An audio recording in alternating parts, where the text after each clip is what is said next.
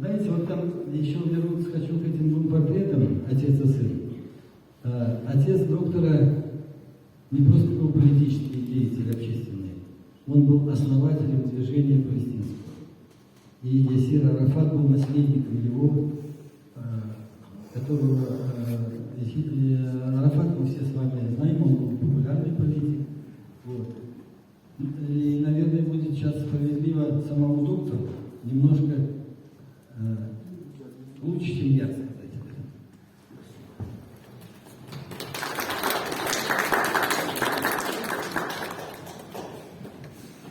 Еще раз добрый день, дорогие друзья. Я весьма сегодня рад вас всех здесь видеть, взглядывать, уютно, комфортабельно. Это музей, который всегда привлекает свет общества. Люди неравнодушные, люди любящие, творческие люди. Люди, которые делают наш мир добрее, красивее, более интереснее. Я сегодня пришел не один, со мной я вижу и палестинские национальные одежды, девушки почему-то прячутся, хотя они должны показаться постоянно, стоят.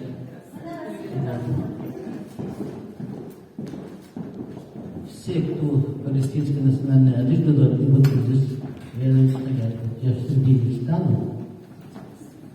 Да. Вот так, чтобы вы видели тысячелетняя палестинская вышивка. Тысячелетняя. Ведь каждый что-то в этом означает. Это не просто взяли, вышивали. Палестина — это информация, открыли греки. 150 тысяч лет до нашей эры.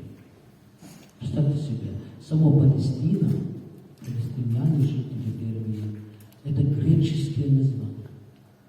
Сама Палестина. 20 тысяч лет до нашей эры палестинцы стали строить крупных городов. Из них первый город в истории Иерихон. Вы можете в энциклопедии и в интернете искать этот город. И там, кстати, есть русский музей и русский культурный центр. Вот изгнанники больше 2,5, почти около 2,5 миллиона палестинцев, которые им лишены права жить. Убитых, мучеников и раненых сотни тысяч. Ни одна школа не осталась, ни одна больница, ни один детский сад, ни один музей, ни архив, ни защищенные здания по ЮНЕСКО, архитектура, древнейшие. Ничего не осталось. Они, видимо, думают, что вот так же, как истребляли индийцы, завладев их родину и убив около 100 миллионов индийцев, красных индийцев в США, можно так и сделать и с другим народом. Но, по-любому, справедливость восторжествует, как все здесь сказали, и художники отражают свои взгляды на все это. Как сказал дорогой Владимир Порфирьевич, мною уважаемый, который, кстати, первый взялся за какую-то работу, связанную с Палестиной, еще в 2005 году. Он сделал бюст. Вы знаете, с тех времен, в 2005 году сделал мой бюст. И мы вместе с ним этот бюст пошли и подарили музей, национальный музей. И с тех пор у меня появилась мысль, почему бы не делать выставки, связанные с Палестиной. Вот эти мысли созревали благодаря художникам России. Именно благодаря художникам, но справедливости ради. Первый, кто с этого начал, который вот был Нагорный. А потом, через много лет, Ильсинов сделал картину, за которую мы гуляли лишние годы в Палестине.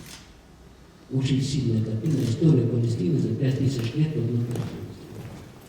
Затем, в 2021 году, 13 марта, приехала делегация художников из Ярославны, из Кирово-Чепецка, из Кирова, из Татарстана. И на День культуры Палестины 13 марта мне подарили тогда объявили, Кричкова Султана принесла картину, которую написала мечеть Аллах, содержит для мусульманов под снегом. И тогда я объявил, а может быть начнем, выставка «Колесные глазами художников России», и назначил дату 15 мая.